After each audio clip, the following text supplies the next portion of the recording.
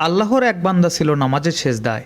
আল্লাহ ডাক দিয়ে বলে, বান্দা তুই যতই নামাজ পড় আর যতই সেজদা কর, তোর ঠিকানা জাহান্নাম। এ কথা শুনে বান্দাটি বলছে আলহামদুলিল্লাহ। আল্লাহ বলে, এই বান্দা, জাহান্নামের কথা শুনে কেউ আলহামদুলিল্লাহ কয়? বান্দা বলে, আল্লাহ, জাহান্নামের মালিকও তুমি, জান্নাতের মালিকও তুমি। তুমি আল্লাহ যদি খুশি হয়ে আমাকে জাহান্নামে দাও, আমার আপত্তি করার কোনো অধিকার নাই।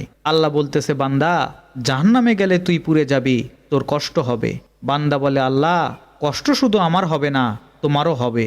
আল্লাহ বলে, বান্দা তুই পড়বি জাহান্নামে, আমার কষ্ট হবে কেন? বান্দা বলে, আল্লাহ, মায়ের কোলের সন্তান যদি পানিতে পড়ে যায়, তাহলে দুনিয়ার কোনো মা যেমন দূরে দাঁড়িয়ে থাকতে পারে না, আমার বিশ্বাস ওই মায়ের চেয়ে কোটি কোটি গুণ দয়া তোমার বেশি। আমাকে জাহান্নামে দিলে তুমিও আল্লাহ শান্তি পাবে না। আল্লাহ বলে, বান্দা এই দলিল তুই কই পাইলি? বান্দা বলে, আল্লাহ, আমাদের জাতির পিতা ইব্রাহিম আলাইহিস সালাম তোমার প্রেম